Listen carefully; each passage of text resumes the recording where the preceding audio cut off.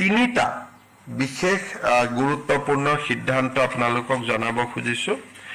আজি আমাৰ ৰাজ্য চৰকাৰৰ কেবিনেটত অসম চৰকাৰৰ কৰ্মচাৰী আৰু আমাৰ পেঞ্চনাৰ সকলৰ বাবে 2% ডিয়াৰনেছ এলাউন্স আমি ঘোষণা কৰোঁ। এতিয়াৰ পৰা ৰাজ্য চৰকাৰৰ কৰ্মচাৰী পেঞ্চনাৰ সকলোৱে 2% তেওঁলোকে ডিয়াৰনেছ এলাউন্স পাব।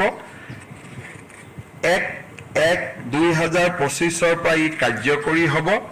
আমি এই মাহৰ দৰমহাত বিহুৰ আগতে পোৱা দৰমহাত 2% দিয়ে সংলগ্ন কৰিম, কিন্তু যেটো এৰিয়াৰ সেইটো আমি এপ্ৰিল আৰু মে দুটা মাহত আমি তেওঁলোকক দিম।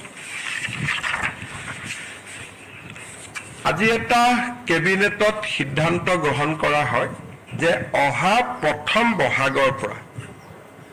বহাগৰ পৰা চৰকাৰৰ যিমান ট্ৰান্সফাৰ অৰ্ডাৰ ওলাব, পোষ্টিং ওলাব, গাইডলাইনছ ওলাব, ৰুলছ ওলাব, ৰেগুলেশ্যন ওলাব, নটিফিকেশ্যন ওলাব, অফিচ মেমৰেণ্ডাম ওলাব, এই গোটেইবিলাকতে ইংৰাজীৰ লগতে অসমীয়াও ইয়াত সংলগ্ন কৰিব লাগিব।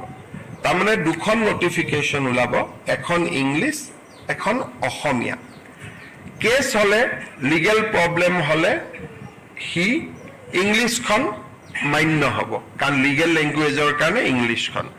কিন্তু অসমত 1 বহাগৰ পৰাই আমি এইটো সিদ্ধান্ত লৈছো যে যিমান চৰকাৰী অৰ্ডাৰ হয়, অফিচ মেমৰেণ্ডাম হয়, ৰুলছ হয়, ৰেগুলেশ্যন হয়, বিধানসভাৰ আইন হয়, যিমানবিলাক চৰকাৰী কমিউনিকেশ্যন, তাত ইংৰাজীৰ লগতে এখন অসমীয়া প্ৰতিলিপিও সন্নিৱিষ্ট কৰিব লাগিব। ইংৰাজীখন থাকিব, ইংৰাজীৰ লগত অসমীয়া এটা কপি থাকিব।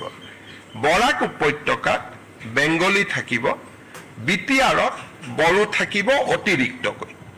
অৰ্থাৎ বৰাক উপত্যকাত বঙালী থাকিব, বিটিএডিত বড়ো থাকিব, আৰু সমগ্ৰ অসমতে ইংৰাজী আৰু অসমীয়া। এই ব্যৱস্থাটো আজি কৰা হৈছে আৰু সদৌ অসম ছাত্ৰ সন্থাৰ লগত আমাৰ আলোচনা হৈছিল। জাষ্টিছ বি কে